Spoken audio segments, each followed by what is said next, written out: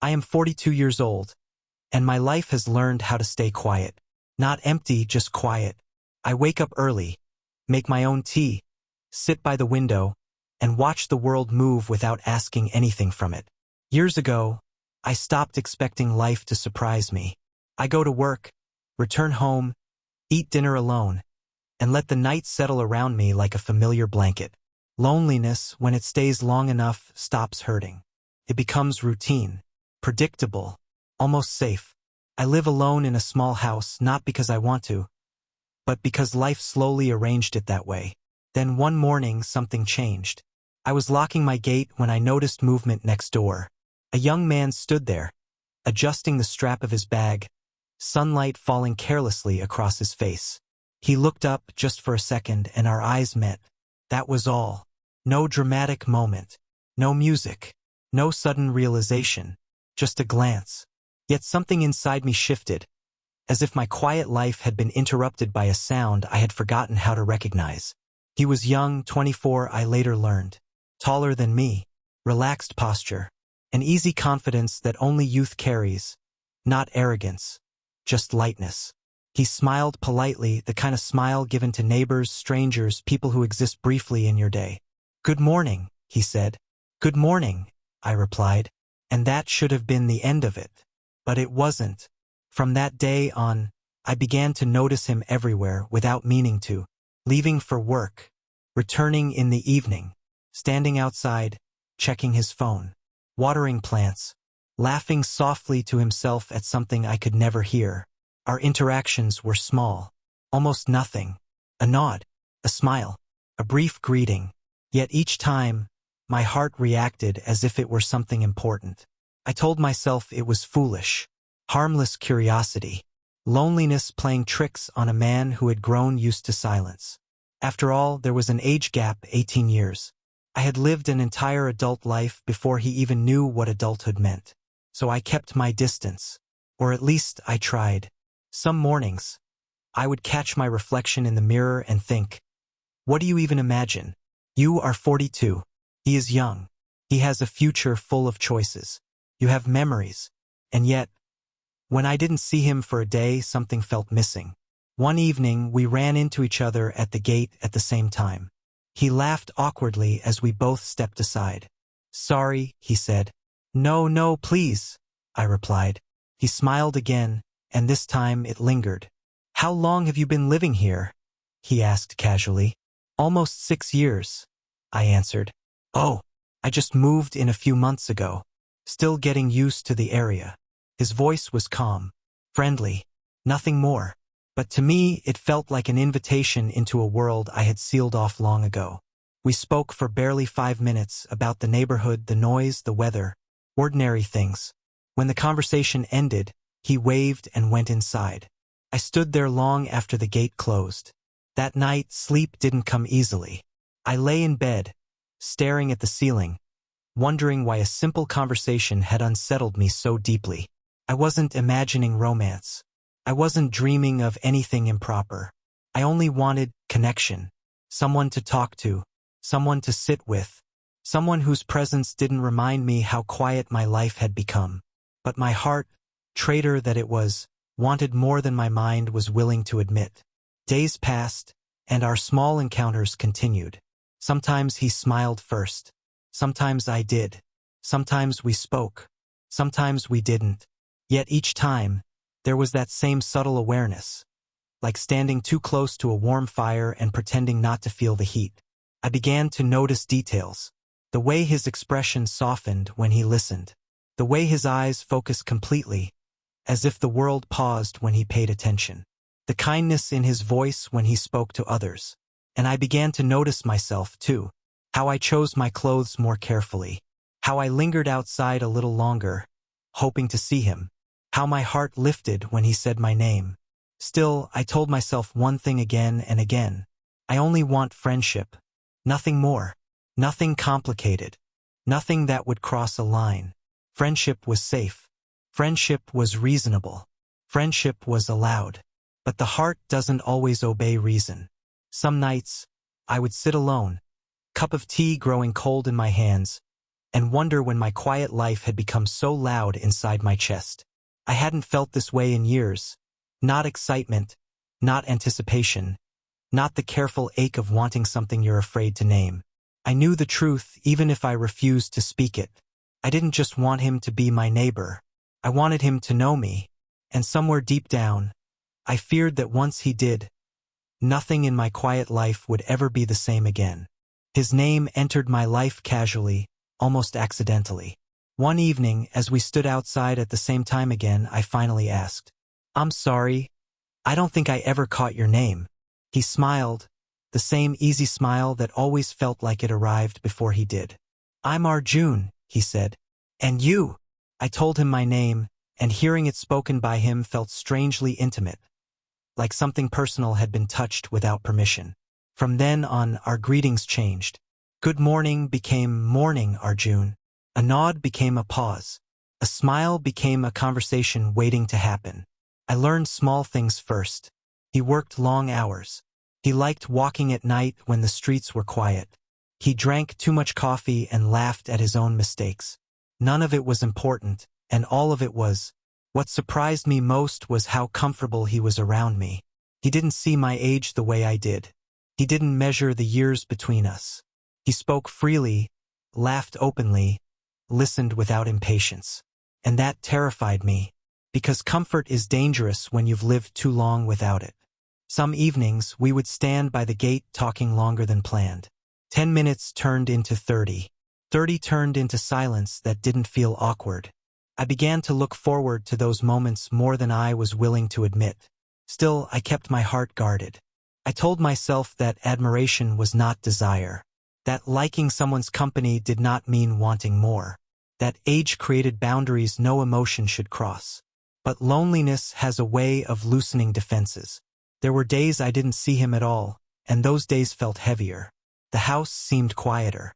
The evenings longer. I would catch myself glancing at the door next door without realizing I was doing it. Once, after not seeing him for 2 days, I heard laughter outside and felt relief rush through me before I could stop it. That was when I knew I was in trouble. One night, rain fell unexpectedly. I was locking my gate when I saw him struggling with an umbrella that had clearly lost the battle. "You'll get soaked," I said. He laughed. "Already am." Without thinking, I said, "You can wait inside my porch until it slows down." He hesitated for a second, then nodded. That small moment felt bigger than it should have. He stood under my porch, rain drumming around us, the air thick with the smell of wet earth. We didn't speak much. We didn't need to. When the rain eased, he thanked me. "Any time," I replied, and I meant it more than he could know. That night, I lay awake wondering how something so simple had become so meaningful. I wasn't dreaming of romance. I wasn't imagining futures. I just wanted his presence to last a little longer. Still, doubt followed me everywhere. What if he notices? What if he feels uncomfortable? What if I cross a line without meaning to? So I kept my distance emotionally, even as my heart leaned closer.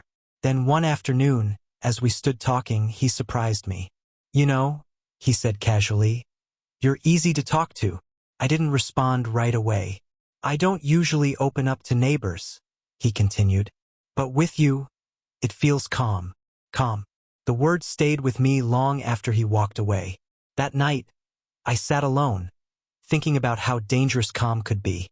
Because calm invites honesty, and honesty reveals feelings we try hardest to hide. I realized then that my wish had shifted. At first, I had wanted him to be my friend. Now, I wanted him to stay. I began to imagine small, harmless things. Sitting together, sharing tea, talking late into the night. Nothing inappropriate, nothing rushed, just closeness. But my heart, stubborn and hopeful, was already asking a question I wasn't ready to answer. What if he feels something too? I hated myself for even thinking it. Age matters. Experience matters. Power matters. I knew that. I respected that. I would never want him to feel trapped or confused because of me.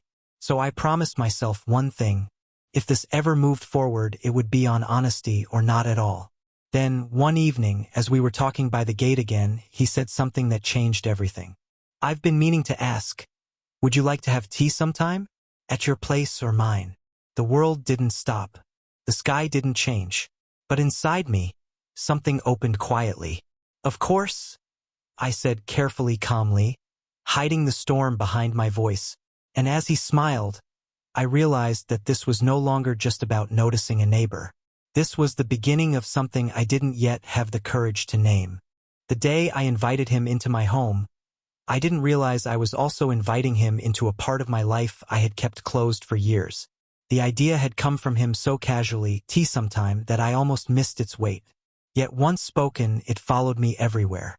At work, at home, even in sleep, the thought echoed softly, he's coming over. I told myself not to overthink it. People invite neighbors for tea all the time. It didn't mean anything. It didn't have to mean anything. Still, the evening arrived with a strange heaviness in my chest. I cleaned the house more thoroughly than necessary, straightened cushions that didn't need straightening, changed my shirt twice, then a third time before settling on something simple. I wanted to look decent, not impressive, comfortable, safe. When the doorbell rang, my heart betrayed me by beating too fast. I opened the door and there he was. "Hope I'm not late," he said, smiling. "Not at all," I replied, stepping aside. "Come in." He looked around as he entered, not with judgment, but curiosity. My home wasn't large, just quiet, orderly, lived in. A reflection of me, perhaps. "It's nice," he said. "Feels peaceful." That word again. We sat in the living room, a respectful distance between us. I poured tea, my hands steady despite everything I felt inside. The steam rose gently, filling the room with warmth. For a moment, neither of us spoke. Then he did. "You live alone, right?" "Yes," I answered. "For quite some time now." He nodded, as if understanding something he didn't ask about. We talked slowly at first, about his work, his routine, how he was adjusting to the neighborhood. I listened more than I spoke. I liked listening to him. His voice carried ease, but also thoughtfulness. He wasn't careless with words. As the conversation unfolded, the tension eased. Laughter came naturally. Silence didn't feel heavy. Time passed unnoticed. At one point, he leaned back slightly and said, "I didn't expect this." In a good way. "Expect what?" I asked. "How comfortable this feels." Something inside me tightened. Not fear, not excitement, but awareness. "I'm glad," I said honestly. There were moments when our eyes met and lingered a second too long. Moments when I noticed the way he listened, fully present, as if nothing else mattered. I wondered if he noticed the same in me. Still, I stayed careful. I was aware of everything, my posture, my tone, the space between us. I didn't want him to feel anything other than welcome. Respect was my boundary. It had to be. When the tea was finished, I stood to refill the cups. As I passed by him, he looked up at me. "You're different from most people I know," he said. I paused. "Different how?" "Calm. Thoughtful. You don't rush conversations." I smiled faintly. Life taught me that rushing often costs more than waiting. He seemed to consider that. There was a softness in the room now, something unspoken but present. Not desire, not expectation, just closeness. And closeness, I was learning, can be powerful. After a while, he checked the time and stood up. Disappointment flickered through me, quick and sharp, before I buried it. "I should go," he said. "But I'm glad I came." "So am I," I replied. At the door, he hesitated. "We should do this again," he said. "Yes," I answered without thinking. Then added carefully, "Whenever you like." He smiled, warm, genuine, and left. When the door closed behind him, the house felt different. Not louder, not fuller, just changed. I sat down slowly, replaying every word, every pause. I hadn't crossed any lines. I hadn't said anything I would regret. And yet, my heart felt exposed, as if it had stepped into the light after years in the dark. That night, I realized something important. Inviting him into my home hadn't been the risky part.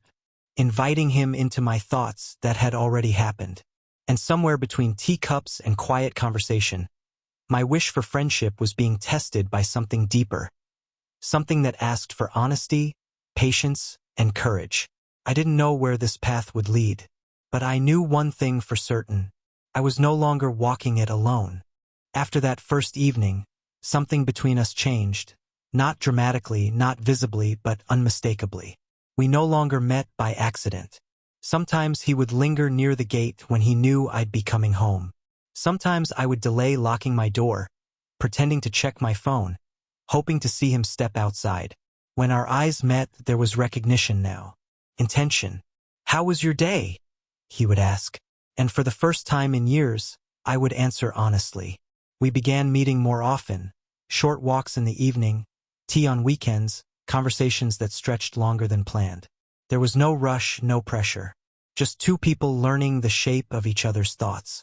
One evening, we sat on the small bench outside my house. The street was quiet, lit softly by yellow lamps. Somewhere in the distance, a dog barked, then silence returned. "Do you ever feel," he said suddenly, staring ahead, "like life moves too fast, but at the same time, you're standing still?" I looked at him, surprised by the depth of the question. "Yes," I said, "more often than I admit." He nodded, as if relieved. "I feel that way a lot," he continued. "People think being young means being certain. But I'm not. I'm still figuring things out." I wanted to tell him how brave that honesty was. Instead, I said, "Certainty doesn't come with age. It comes with understanding yourself. And that takes time for everyone." He turned toward me then, really looked at me. "You always say things like that," he said softly, "like you've already walked through storms." I smiled faintly. "I have." There was a pause. Not awkward, just thoughtful. "Does it ever get lonely?" he asked. The question was gentle, but it landed heavily. "Yes," I answered. "But you learn how to live with it." He didn't reply right away. Instead, he shifted slightly closer, not touching, just nearer. Close enough that I was aware of his presence in a way that felt new. "I don't think anyone should have to live with loneliness forever," he said. Something in my chest tightened. From that night on, our conversations changed. We stopped talking only about daily routines and started sharing pieces of ourselves. Carefully, respectfully, but honestly. I told him about the years I had spent building a life that looked complete from the outside but felt unfinished within. About relationships that hadn't lasted, not because of lack of feeling, but lack of courage. About choosing silence when I should have chosen truth. He listened, really listened. He told me about his fears, of choosing the wrong path, of disappointing people, of waking up one day and realizing he had lived someone else's life. There was no judgment between us. No advice unless asked for. Just understanding. One night, as we sat inside my living room again, tea untouched on the table, he said, "You make me feel steady." The word stayed with me. "You make me feel heard," he added. I took a slow breath. "I'm glad," I said. "That means more than you know." Our eyes met, and for a moment, the air felt fragile, like one wrong word could change everything. So I chose mine carefully. "I value your trust," I said, "and I don't take it lightly." His expression softened. "I know," he replied. "That's why I feel safe here." Safe. It was the last thing I expected to feel, being someone else's safety. And yet, it felt right. I noticed how naturally he fit into my space now. How the house no longer felt like it echoed. How laughter returned to rooms that had grown used to silence. But along with warmth came restraint. I was always aware of the age between us, of the responsibility that came with closeness. I never wanted him to feel guided, influenced, or pushed. Whatever existed between us had to be chosen freely, or not at all. And yet, my heart was changing. I no longer wished only for friendship. I wished for honesty. One evening, as he stood to leave, he paused at the door. "You know," he said quietly, "I don't talk to many people the way I talk to you." I held his gaze. "Neither do I." He smiled, then hesitated, as if wanting to say more, but didn't. He left with a simple goodbye. I closed the door and leaned against it, my heart loud in the silence. I understood then. This wasn't a passing feeling. It wasn't confusion. It wasn't loneliness imagining things. It was connection. And connections, once formed, demand truth. I knew a moment was coming. A moment when words would need to be spoken, boundaries clarified, feelings named or released. I didn't know when, but I knew it was inevitable. They don't announce themselves or warn you. They come quietly, dressed like any other evening. And only later do you realize they divided your life into before and after. That evening felt ordinary. He came over after sunset, just as he had many times before. The house welcomed him easily now. His shoes by the door, his familiar glance around the room, the way he sat as if the space already belonged to him a little. We talked. We laughed. We shared tea. But underneath it all, something was different. I felt it in the pauses between sentences, in the way our eyes met and didn't immediately look away, in the carefulness of my own movements, as if my body knew something my mind was still resisting. At one point, the conversation slowed. Words ran out. Not because there was nothing to say, but because too much waited beneath the surface. He sat beside me, close enough that I could feel the warmth of his presence. Not touching, but near. Near enough to make me aware of my own breathing. I told myself to stay calm, to stay within the lines I had drawn so carefully. But emotions, once stirred, don't always listen. I don't know what possessed me. Loneliness, honesty, or simply exhaustion from pretending. In that quiet moment, without fully thinking it through, my hand moved slightly, resting briefly at his side. The contact was small, but its meaning was not. He reacted instantly. He stood up, stepping back, his expression serious. Not angry, but alert, awake. The room seemed to hold its breath. "What are you doing?" he asked. His voice wasn't raised. That somehow made it heavier. I stood as well, my heart pounding. Regret hit me first, not for feeling, but for acting without words. "I'm sorry," I said immediately. "I didn't mean to make you uncomfortable." He looked at me closely, searching my face. "I need to understand," he said. "What do you want from me?" There it was. The question I had been avoiding. The truth I had been holding back. I could have stepped away, changed the subject, pretended it was nothing. But some moments don't allow retreat. I took a slow breath. "I want to be honest," I said. "And I also want you to know you owe me nothing. Not an answer. Not a feeling." He didn't interrupt. "I care about you," I continued. "More than I expected to. I respect you. I value your trust." And somewhere along the way, my feelings grew. Silence filled the space between us. "I don't expect anything," I said carefully. "I'm not asking you to feel the same. I just didn't want to hide the truth anymore." He turned away briefly, running a hand through his hair. "You should have said something," he murmured. "You're right," I replied. "I should have." He faced me again. "This is a lot," he said. "I didn't come here expecting this." "I know," I said. "And if you want to leave, I'll understand completely." I meant it. What I felt for him didn't give me the right to confuse or pressure him. He paced the room slowly, thinking. I stayed still, giving him space, resisting the urge to fill the silence with explanations. Finally, he stopped. "I don't feel uncomfortable because of you," he said. "I feel uncomfortable because I didn't see this coming." I nodded. "I need time," he continued. "Time to think, to understand what this means. For me. You have all the time you need," I said. "And if you decide this changes things, if you don't want to come here anymore, I'll respect that." He looked at me then, really looked at me. "You're not trying to control this," he said slowly. "No," I replied. "I'm trying to be honest without taking away your choice." That seemed to matter to him. He picked up his jacket. "I should go," he said. "Not because I'm angry, just because I need space." "I understand," I answered. At the door he paused. "I don't regret knowing you," he said quietly. "Neither do I thought, but didn't say." After he left, the house felt unbearably silent. I sat down slowly, the weight of the evening settling into my chest. I didn't feel shame. I didn't feel relief. I felt exposed, but also lighter, because whatever happened next, whether he returned or walked away, I had chosen truth over fear. And sometimes that is the bravest kind of love. The days after he left were the longest I had lived in years.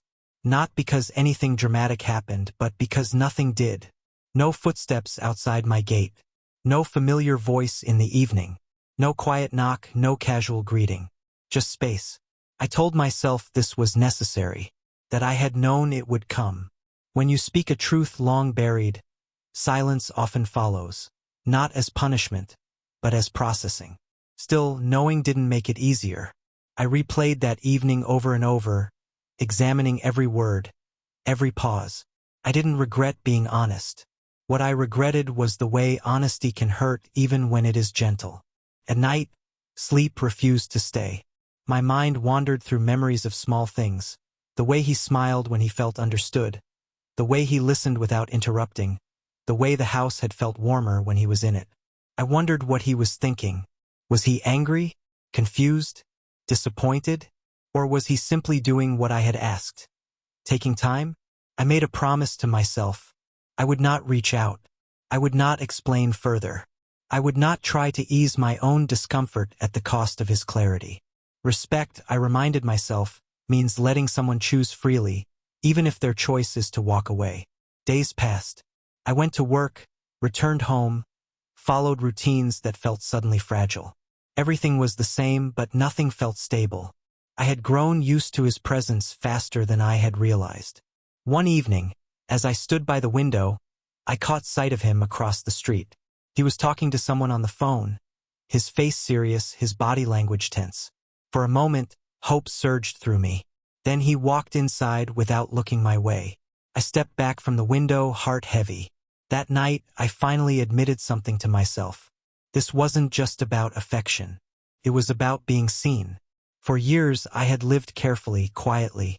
I had learned how to keep emotions contained, desires unnamed, needs unmet but manageable. Meeting him hadn't created longing. It had revealed it.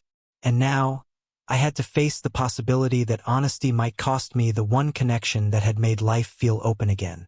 I accepted that, or at least I tried to. On the 5th day, there was a knock at my door.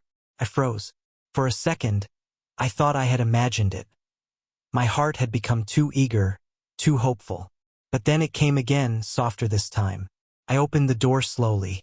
He stood there, hands in his pockets, eyes searching my face. "Hi," he said. I stepped aside without thinking. "Come in." He entered, looking around as if seeing the space differently now. We stood there awkwardly for a moment, neither of us sure how to begin. Finally, he spoke. "I didn't come to give answers," he said. "I came because I didn't want silence to say things we never meant." I nodded. "Thank you for coming." We sat farther apart this time, not out of discomfort but awareness. "I've been thinking a lot," he continued, "about what you said, about us, about me." I stayed quiet. This wasn't my moment to speak. "I won't pretend it didn't surprise me," he said. "It did. And I needed time to understand what I was feeling." He looked at his hands. "I've never been in a situation like this before," he admitted. "I didn't know how to react." "I understand," I said softly. He looked up. "What matters to me," he said, "is that you didn't push. You didn't demand anything. You gave me space." I swallowed. That told me a lot about who you are. Something eased inside my chest. Not relief, but gratitude. "I don't know what this means yet," he continued. "I'm not ready to label anything, but I don't want to lose what we have." I nodded slowly. "Neither do I," I said. "And if what we have needs to change, I'll accept that too." He studied me for a long moment. "You really mean that?" he said. "Yes," I replied. "Because whatever this becomes, it should feel right, for both of us."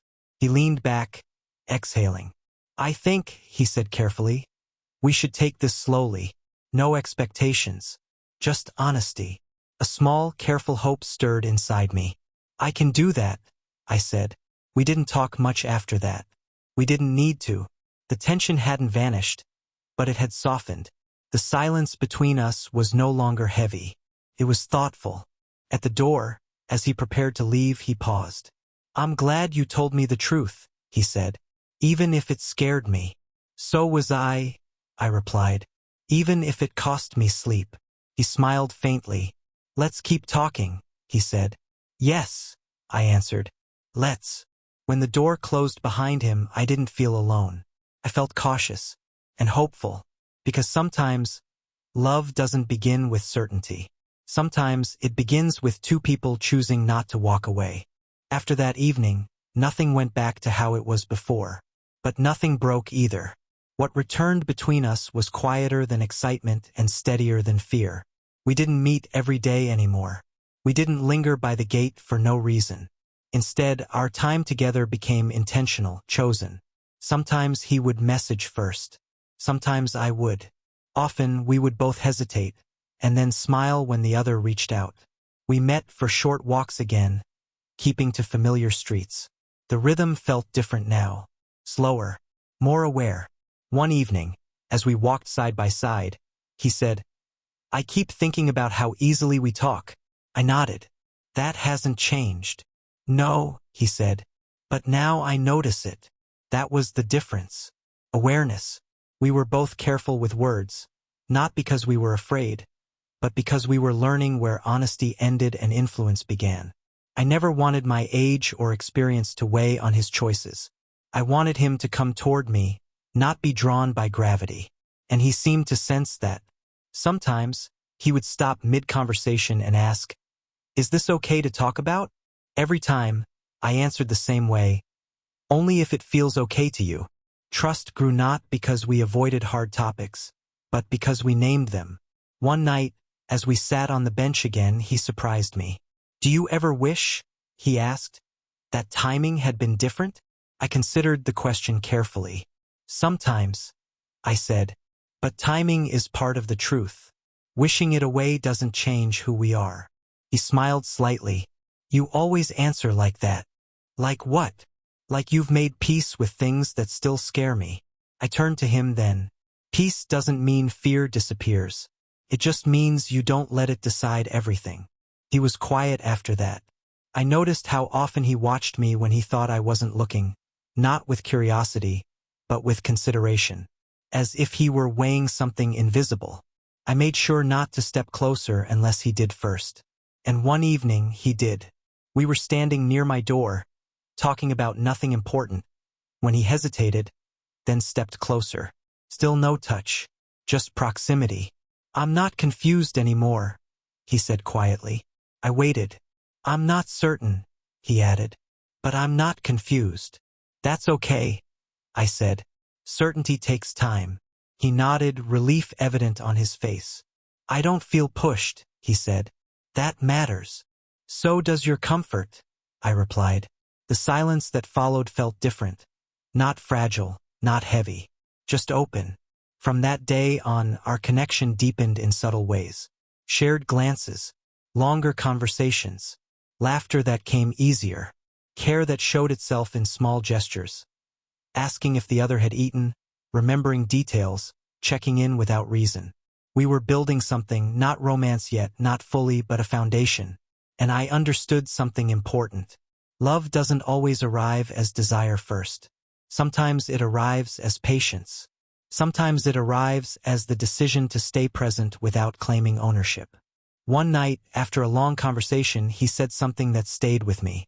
I feel like I'm choosing this, he said, not being pulled into it. My heart tightened, not with fear, but with gratitude. That's all I ever wanted, I said. As he left, I watched him walk away with a quiet smile. I didn't know where this would lead. I didn't know how far we would go. But I knew this. Whatever we were becoming it together, slowly, consciously, and without pretending. And that made all the difference. It had been a week since he last came by. 7 days of quiet, of measured routines, of waiting without expectation.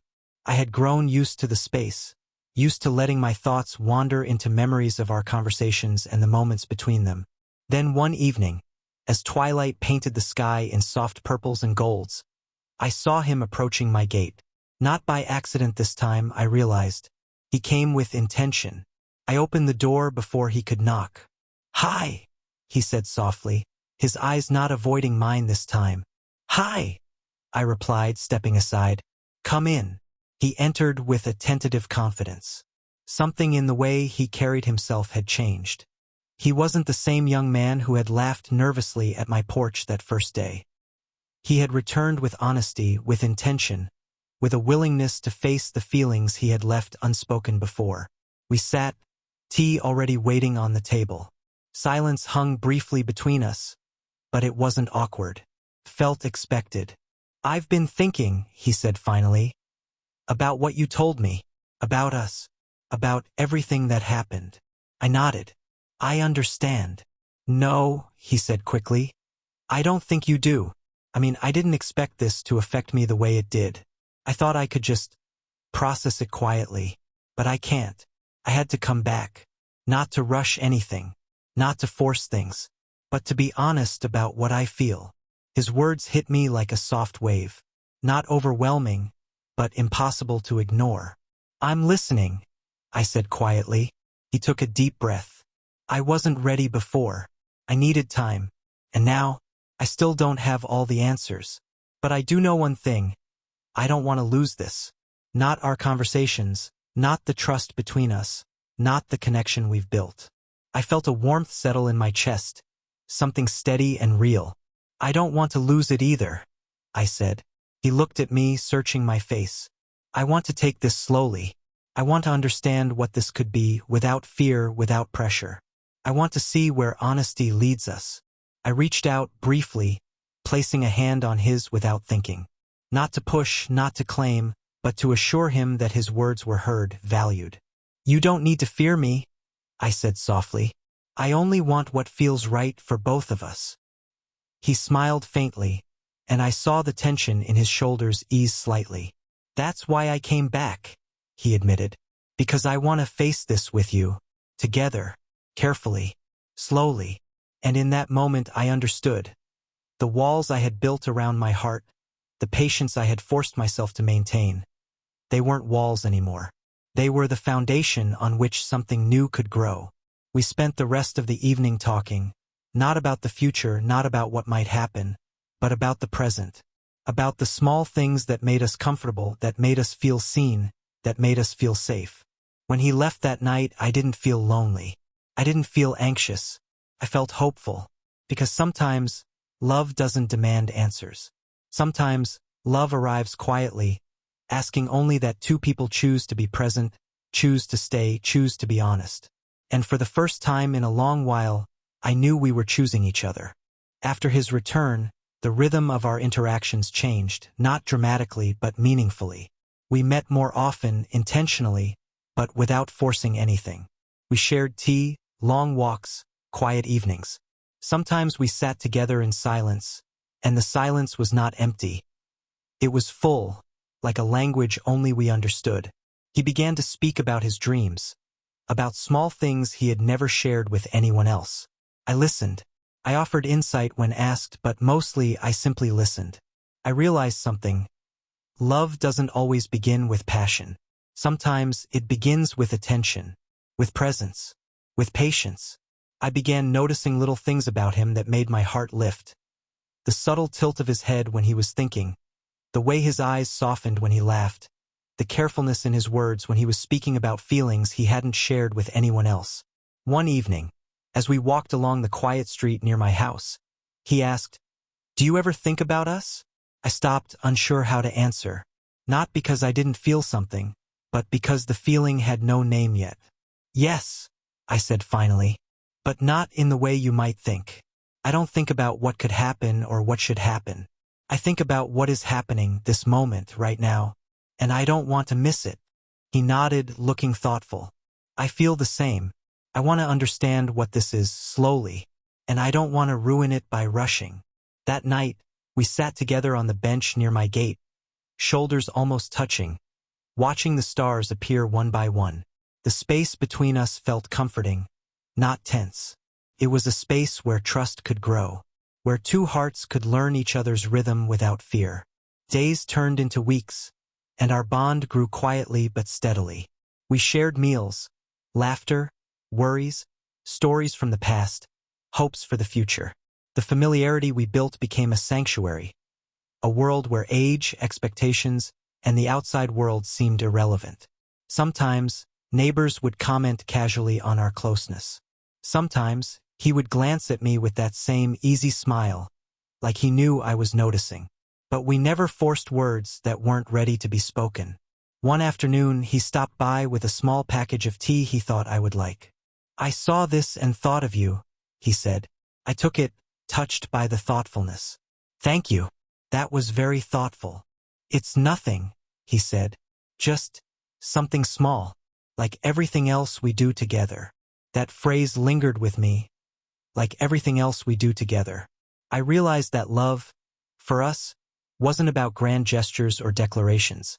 It was about presence, attention, and the quiet assurance of being seen and valued. We continued our routine, but with subtle changes. He began leaning closer during conversations, not touching, but signaling comfort. I began noticing how easily my heart calmed when he spoke, how my thoughts naturally sought him. It was a love learning to walk, not hurried, not demanding, but deliberate and patient. And I understood then that this might be the strongest kind of love, the one that grows steadily, rooted in understanding and respect. I didn't know what the future would hold. I didn't need to, because for the first time in years, I wasn't lonely. And for the first time, I didn't fear the distance between what we were and what we could be. We were simply together. Time had a way of slowing down when we were together. Not literally, but emotionally. Every conversation, every shared silence, every glance carried weight. It was no longer about infatuation, desire, or fleeting attraction. It was about choice. We had learned each other's rhythms, fears, hesitations, and hopes.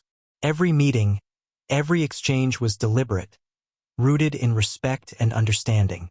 And after months of quiet patience, that deliberate connection reached its natural culmination. It was a weekend evening. The sky outside my window was painted in hues of amber and violet, the kind of evening that invites reflection. He came over as usual, carrying a small bundle of groceries, a smile lighting up his face.